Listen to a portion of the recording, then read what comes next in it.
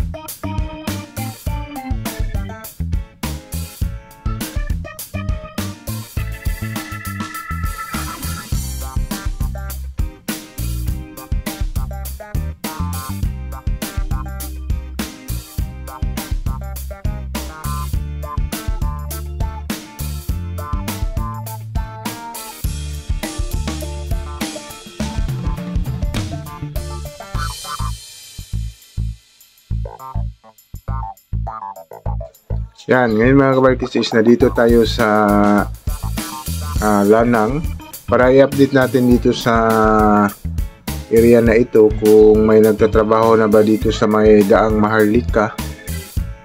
Sa nakikita natin dito is wala pa talagang nagtatrabaho dito sa may daang Maharlika Highway. Yan, yan yung steel fabrication nila, ginagawaan ng mga para sa poste na mga steel. Yan, ito yung crossing sa may Azuela Cove. Yan o, Azuela Cove. At ito yung site talaga, yung gagawaan nila. Yan o, may mga crane yan. Diyan talaga magagawa ng foundation para bababa dito sa may daan Maharlika itong mga poste na gagawin dito. Yan, dito na area is wala pa silang ginagawa dito. More nasa looban pa yung paggawa nila ng mga poste. Yan o. Pero ready na itong area na ito dito sa daang Maharlika. Yan, siguro pag matapos na sila dito sa may dagat, itong sa looban, dito na naman sila magpo-focus sa may daan Maharlika para magawa ng mga poste, kasi dito yung ramp dito yung area na pababa ng tulay, kaya siguro mas madali na lang dito banda compare dito na area is mataas itong area dito, kaya inuna nila dito na gawaan ng mga poste dito na area. Yan, nakikita natin yan sa right side, may mga drilling na yan dyan para gawaan ng mga foundation para gawin ng poste. Yan, papunta tayo dito sa may dagat area. Titingnan natin kung kumusta na ba yung ginagawa dito, kasi actually may ginagawa na dito na 4 na poste. Tapos may nagagawa na naman sila ng another poste, ika-3rd, 4th. Yan, dito na area. Ito yung update natin sa Davao Samal Bridge Project. Yan, let's go!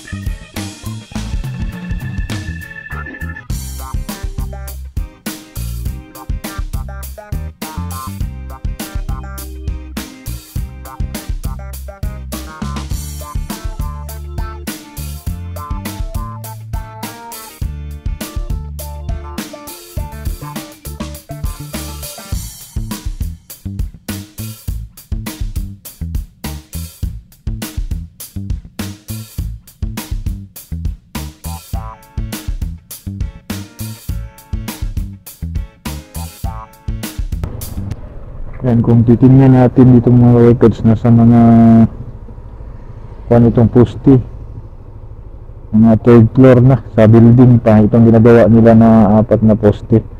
Tapos nagsimula na naman sila dito mga records, yung may 4 na poste, nagsimula na naman sila dyan dito na area. Bali 1, 2, 3, 4 na pier na poste yung ginagawa nila dito ngayon.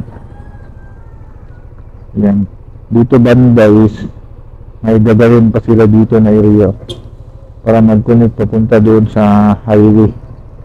Dito is wala pa silang ginagawa dito kasi parang matamaan itong daanan dito.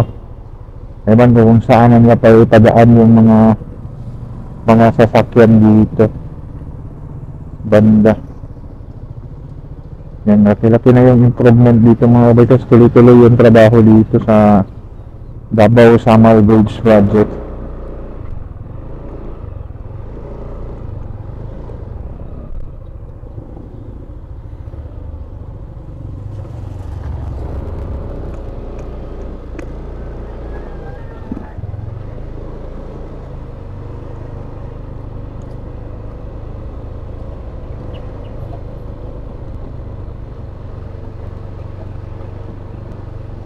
Ano, nagawa na naman sila ng poste dyan at saka doon.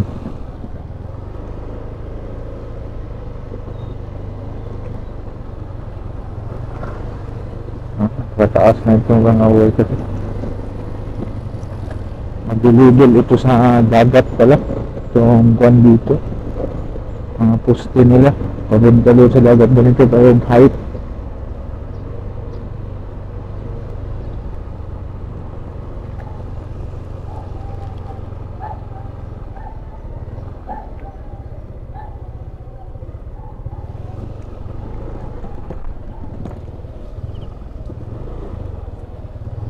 Nakita niyo yung poste na yan, napakataas.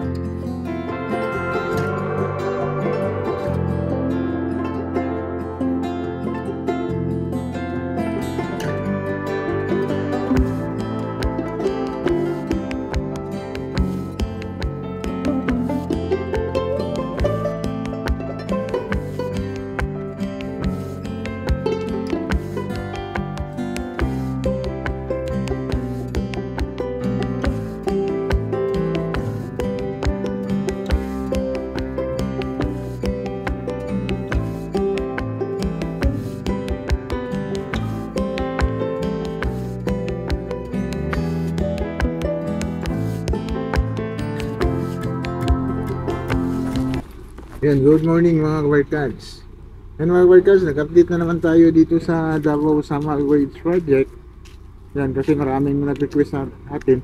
Matagal tayo hindi nakapag-update dito sa project kasi namatay yung mama ko kasi mga 1 month siguro hindi tayo nakabalik dito. Ngayon is nalibing na yung mama ko, nag 9 days kahapon. 40 days na lang yung hinihintay natin sa kanya. Sad to say. ganyan talaga yung buhay eh. Yan. Siguro move on na lang tayo. Yan, tuloy-tuloy yung update na naman natin dito sa mga project dito sa Davao City. Yan. Ito yung update natin sa Davao Samal Bridge.